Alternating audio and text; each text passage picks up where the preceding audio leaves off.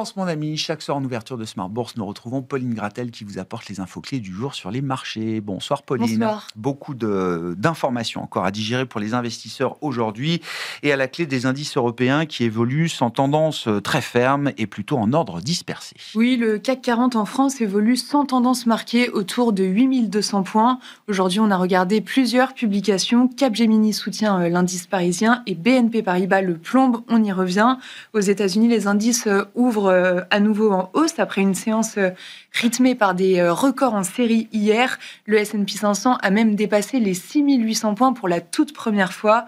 Les records se poursuivent d'ailleurs encore aujourd'hui pour le Dow Jones et le MSCI World ou encore pour Microsoft et Apple, dont les capitalisations boursières dépassent à leur tour les 4 000 milliards de dollars. Et rejoignant ainsi évidemment Nvidia, par exemple, Microsoft qui annonce une consolidation, un approfondissement même de son partenariat avec OpenAI. Oui, la start-up annonce en effet avoir finalisé la restructuration de son organisation.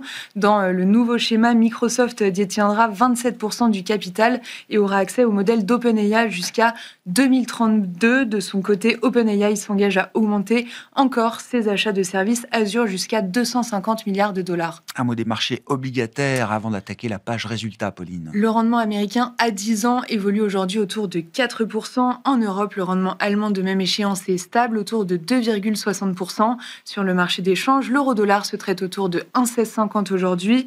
Enfin, l'or poursuit son repli et cède encore 2% au cours de la séance, sous 4 000 $ l'once. Place à la microéconomie donc et aux publications d'entreprises avec plusieurs composantes du CAC 40 qui étaient attendues aujourd'hui. Oui, on commence avec Capgemini en hausse de plus de 5% au meilleur de la séance.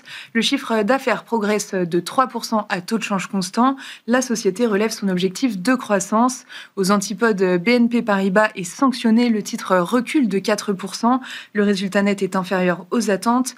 BNP déclare que les charges liées à l'intégration d'AXA IM ont pesé sur les résultats du troisième trimestre. Et puis, toujours au sein du CAC, Air Liquide ou encore Danone ont également livré leurs comptes. Oui, Danone, tout d'abord, fait état d'une solide croissance au troisième trimestre de 4% à taux de change constant. Les objectifs annuels sont confirmés. Le titre est en repli de 1%. Air Liquide gagne 2% après sa publication. La copie rendue est conforme aux attentes avec un chiffre d'affaires en hausse de 2% en données comparables au troisième trimestre. Parmi les mouvements significatifs à la hausse à signaler aujourd'hui, ceux de Edenred qui voit son titre gagner 5%, ou encore ceux de Pluxee dans le même secteur qui voit son cours de bourse progresser de 4% au cours de la séance. Oui, l'Assemblée nationale a rejeté la proposition de création d'une taxe patronale de 8% sur les titres restaurants et les chèques vacances. Elle était proposée dans le projet de budget de la sécurité sociale. Le vote doit toutefois être confirmé au Sénat. Aux États-Unis, UPS bondit après sa publication. Oui, le titre s'envole de 8% à l'ouverture des marchés, après avoir perdu tout de même 30% depuis le début de l'année. Dans son sillage, FedEx grimpe de 2%. UPS dépasse les attentes de bénéfices au troisième trimestre. Les prévisions de chiffre d'affaires pour le quatrième trimestre sont optimistes grâce aux fêtes de fin d'année. PayPal est également en forte hausse avec une progression de son cours de bourse de plus de 10% après ses trimestriels. Oui, c'est un sans faute pour PayPal. Le titre bondit donc et c'est aussi et surtout grâce à l'annonce d'un accord avec OpenAI pour devenir le premier portefeuille de paiement intégré dans ChatGPT dès l'année prochaine. Concernant les résultats, ils sont supérieurs aux attentes. Enfin, l'objectif annuel de bénéfices par action est relevé. Quel sera le programme de demain à l'agenda pour les investisseurs, Pauline ? Les investisseurs attendent demain les décisions monétaires de la Réserve fédérale américaine et de la Banque du Canada qui devraient toutes les deux abaisser leur taux directeur de 25 points de base. On attend aussi demain la première estimation de croissance du troisième trimestre en Espagne.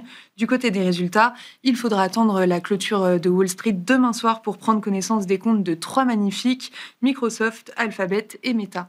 Tendance, mon ami, chaque soir en ouverture de Smart Bourse, Pauline Gratel vous apporte les infos clés du jour sur les marchés.